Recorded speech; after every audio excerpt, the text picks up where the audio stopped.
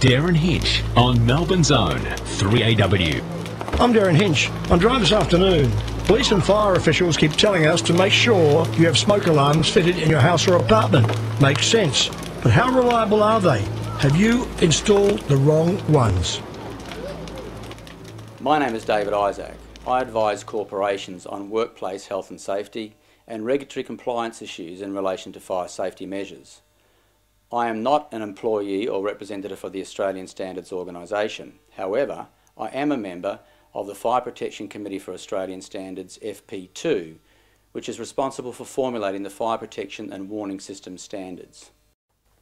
The regulatory and standards organisation's function is to produce regulations and standards that reflect the public expectations of safety. The public have been misled into believing that ionisation smoke alarms are safe. The public have not been told of the known limitations of ionisation smoke alarms and that safer and reliable technology is available. In September 2004, the International Crusade Against Fire Deaths appeared in an Australian national television program making serious allegations about the type of smoke alarm that were protecting most families around the world. The producers of that program approached the Australian Fire Protection Association asking for someone to give an industry perspective on the Crusade's allegations. I appeared on that program to represent the industry, and if the producers were hoping for a fight, they were seriously mistaken, as I concurred with what the Crusade had to say. In January 2005, Television New Zealand's current affair program Close Up aired a story about the Crusade. In the program, they mentioned the worldwide push to outlaw the type of smoke alarms found in over 100 million homes globally. The program's compere and her staff were shocked to learn that there were more than one type of smoke alarm and asked the question, why haven't we been told? I believe, as an industry professional, that I have a duty of care to get this information to the public. Here are some of the reasons a growing body of experts are saying the public should be warned about ionisation smoke alarms. The inability of the ionisation detector to provide sufficient early warning in life-threatening smouldering fires.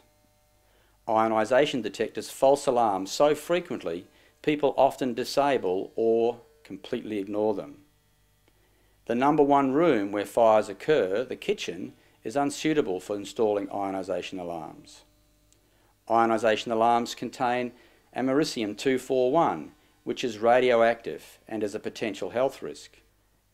In December 2004, the US Consumer Product Safety Commission released a report which stated that in almost all cases, smoke alarms of any type failed to awaken a child under the age of 16 from deep sleep.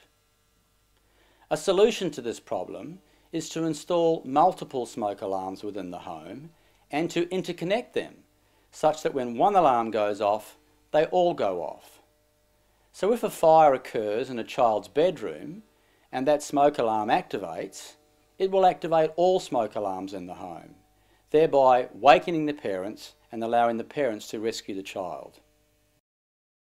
2 months after the Television New Zealand program aired, a high-ranking US fire chief published a scientific paper which was a summary of all published smoke alarm studies for the previous 30 years. Chief Fleming's paper concluded there were serious limitations with ionisation smoke alarms. Our Australian Standards Committee has recognised these serious limitations of ionisation technology and has moved to change the Australian standards. The latest edition of Australian Standard 1670 Part 1 was published in April 2004. This standard, where it applies to new commercial buildings, mandates that photoelectric type smoke detectors or smoke alarms must be installed in sleeping areas and exit paths. The reason the standard specifies photoelectric technology and not ionisation technology is because the Australian Standards Committee recognises the serious limitations of ionisation technology to detect slow smouldering fires, the ones which typically generate large amounts of toxic smoke. Currently, advanced fire detection technology is used to protect the occupants of commercial buildings.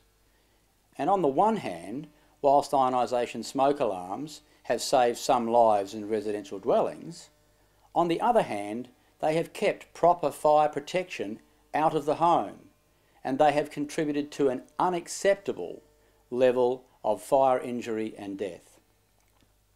However, because the vast majority of fire deaths occur in the home and not in commercial buildings, the Australian Standards Committee is formulating a draft Australian Standard AS 1670 Part 6. The intent of the committee in formulating this standard is to mandate the use of interconnected photoelectric smoke alarms and heat alarms in all new homes. I believe that once the public fully understands that they are not adequately protected under the current regulations and that proper protection is available, they will act to save the lives of their families. Whilst our Australian Standards Committees are working on this issue, the wheels of bureaucracy turn slowly, and the bottom line is we may be years from a regulatory solution. This story has to be told, but there's a lot more to it. You need all the facts. I urge you to visit this website and discover the facts for yourself so that you can make an informed decision as to how to properly protect your family from fire.